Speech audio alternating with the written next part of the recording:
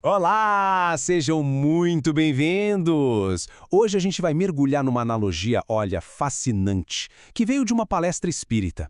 É uma ideia que pode mudar o jeito como a gente enxerga a nossa própria vida.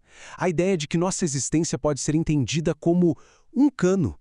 Parece meio estranho, né? Um cano. Mas e se essa metáfora tão simples guardar a chave para a gente entender nosso poder, nossas escolhas e até o nosso propósito? Bora explorar essa ideia juntos? Ok, vamos mergulhar nisso. A primeira parte aqui da nossa análise é entender o conceito central. O que é que significa ser um cano no contexto da nossa jornada aqui na Terra? A ideia é a seguinte: desde o momento em que a gente nasce, a gente já é esse recipiente. Não importa quem a pessoa é, de onde veio, cada um é um canal. A grande questão é o que flui através desse canal. E mais importante, quem é que controla esse fluxo? Agora, o que é realmente interessante é o que já vem, digamos, instalado dentro desse cano. Ele não é um recipiente vazio não, viu? Ele já vem com um kit inicial de ferramentas e, claro, de desafios. Olha só, dentro de cada um de nós, desde o comecinho, fluem essas forças. A alma, que é a nossa essência pura. A memória, que carrega todo o nosso passado. O pensamento, que fica ali gerando ideias. O sentimento, que dá cor a essas ideias. E a consciência, que funciona como a nossa bússola moral. E esse ponto aqui é fundamental. A memória, nessa visão, não é só sobre essa vida. É como se fosse o registro de reencarnações passadas, as coisas que a gente já domina e, o mais importante, as lições que a gente ainda precisa aprender. As tendências de cada um, sejam boas ou ruins, estão todas gravadas ali. A fonte dessa análise chama isso de nosso Jesus interior. Sabe aquela vozinha que, lá no silêncio, diz pra gente o que é o certo? Ela não grita, mas está sempre ali, só esperando a gente parar pra ouvir. É o nosso guia para evoluir. Certo. Agora que a gente já entendeu a estrutura do cano, vamos para uma regra que redefine completamente a ideia de responsabilidade pessoal. É a tal da regra do 90/10. 90%. Esse número representa a imensa, a gigantesca maioria do poder de decisão e de ação sobre a nossa própria vida.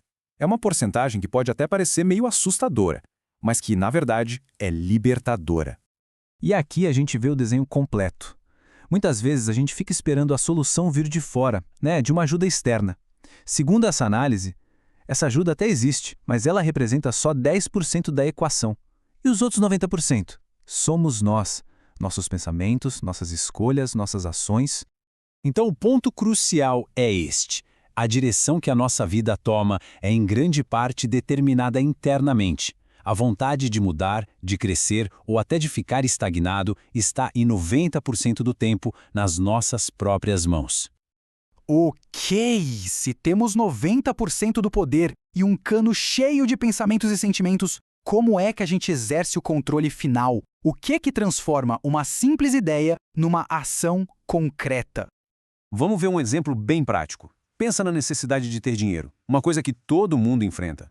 O pensamento surge, a memória traz os talentos ou as fraquezas, o sentimento impulsiona. Mas aí, qual caminho seguir? A mesma necessidade inicial pode levar a dois resultados que são completamente diferentes. De um lado, a inteligência e os sentimentos são usados para criar valor, do outro, para destruir. O fluxo interno é o mesmo, mas o que sai para fora é o oposto. O que decide o resultado, então? Essa citação da fonte é muito poderosa.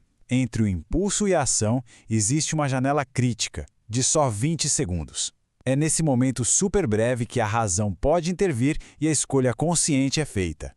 É o momento de decidir se um beijo vai ser dado ou se um tiro vai ser disparado. E aqui está a grande revelação, o pulo do gato. A ferramenta final de controle é a vontade. Ela é a torneira no final do cano. Todos os pensamentos, memórias e sentimentos podem estar ali fluindo com tudo, mas é a vontade que abre ou fecha a torneira, que decide se a água que vai sair vai ser limpa ou suja. Vamos agora para as consequências. Uma vez que a torneira é aberta e a água começa a fluir, a gente se torna responsável por ela e pelo impacto que ela vai causar no mundo. A fonte desta análise dá um nome para esse trabalho interno: evangelizar-se. E olha, não tem a ver com pregar para os outros, mas sim em fazer um trabalho interno, profundo. É o ato de escolher, conscientemente, limpar a própria água, de monitorar o que flui pelo cano e garantir que o que sai pela torneira seja algo construtivo. E isso expande o conceito do pessoal para o coletivo. No momento em que a nossa água começa a fluir limpa, ela ganha o poder de influenciar e de ajudar a limpar a água ao nosso redor. O trabalho começa dentro, mas o propósito final dele é servir ao todo. E para fechar, fica esta reflexão. A cada segundo, a água está passando pelo nosso cano. Os pensamentos estão surgindo, os sentimentos se formando, a torneira, a nossa vontade, está nas nossas mãos. A decisão final, como a gente viu em toda esta análise, é inteiramente nossa. O que cada um de nós está construindo com esse poder exatamente agora?